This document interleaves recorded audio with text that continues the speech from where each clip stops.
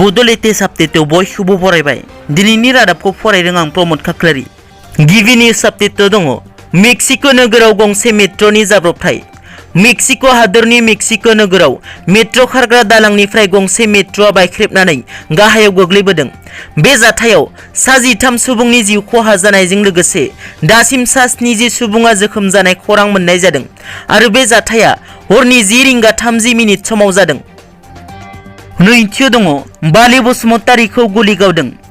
चिरां जिल्लानि सिङाव थानाय दादगिरि 4 नं बनगाव गामिनि बालि बसुमतारीया गावनि न' खाथिनि हाग्रायाव दिनै फुंनि 8 रिंगासो समाव बन लायनो थांनायाव मोनस्लाबै गुलि गावहरनायाव फेन्दायाव गुलि नांनानै फेन्दाया बायो आरो दा थुक्राझार हस्पिटालाव फाहामथाय लागासिनो।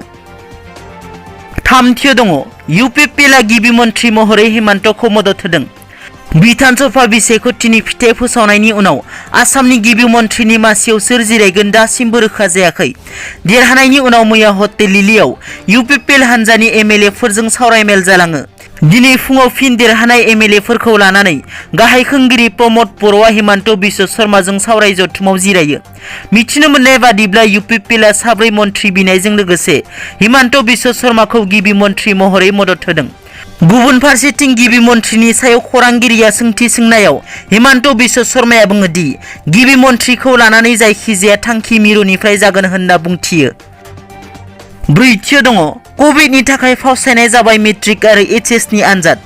आसामाव जानो गोनां मेट्रिक आरो हाइ माद्रासा आनजादखौ कर'नानि बांनाय केसफोरखौ नोजोर बोनानै फावसायनायनि थांखि लादों सेबाया। 10 मेआव जानो गोनां आनजादखौ फावसायनाय जादों होननानै फोरमायो सेबानि बिबानगिरि रमेश चन्द्र जैन बिथाङा। बेजों लोगोसे एचएस आनजादखौ फावसायनाय जाबाय होननानै फोसावनाय जादों। 10 मेनिफ्राय जानो गोनां बे आनजादखौ कर'नानि गोसारनायखौ नोजोर बोनानै फावसायनाय जादों होननानै फोसावलायनि गेजेरजों Assam higher secondary education council controller of examination Pankaj Barthakur बिथाङा फोरमायो। बाथियाव दङ बिपिएफनि एमसिएलए इउपिपिएलआव जयेन जासिगोन। आसाम बिधान सभा बिसायख'थिनि फिथाइ फोसावनायनि उनाव गोदानै सरकाराव इउपिपिएल दोलोनि लोगोआरिखौ नुनानै बिटिसिनि 20 नं दरङाजुलि बियाबनिफ्राय देरहानाय बिपिएफ दोलोनि एमसिएलए बिजित गोरा नार्जारिखौ साननैसोनि उनावनो इउपिपिएल दोलोआव हाबगोन होननानै खौरां मोननाय जादों।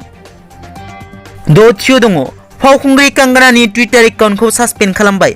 गावनि टुइटनि गेजेरजों बिबुंथि लाखिनायनि थाखाय बयजोंबो सावरायजानाय बलिउडनि 5थि खेब रायजोआरि बान्था मोनगिरि फावखुंग्रि कंगनानि टुइटार एकाउन्टखौ सासपेन्ड खालामना होनाय जादों। सोंखारिजाथाव टुइटनि थाखाय बिथांनि टुइटार एकाउन्टखौ सासपेन्ड खालामना होनाय जादों। स्निथियाव दङ गिख्रंथाव अर खामग्लिलाङो लाख रांनि सम्पति। हरखाब गिख्रंथाव अर जोंखांनायनि जाहोनाव लाख रांनि सम्पति दान्दिसेयावनो जोबस्रांलाङो। बे जाथाया जादों मुकुलमुवायाव। मुकुलमुवानि आइरुस आली मुंनि सुबुंनि न'आव बे अरा जोंखाङो। बे अर जोंखांनायनि जाहोनखौ दासिमबो मिथिनो मोननाय जायाखैब्लाबो संग्रा गेसनिफ्राय अर जोंखांदोंमोन होननानै सन्देह खालामदों जायगानि सुबुंफोरा। अर जोंखांनायनि जाहोनाव आइरिस आलीनि न'आव भारा थानाय सासे सुबुंनि गासैबो मुवा बेसादफोरा खामग्लिलांजोबो। दिनैनि रादाबा एसेनोसै। नोंथांमोना जुदि आंनि चेनेलखौ दासिमबो साबस्क्राइब खालामाखै अन्नानै साबस्क्राइब खालाम। गोजोन्थों।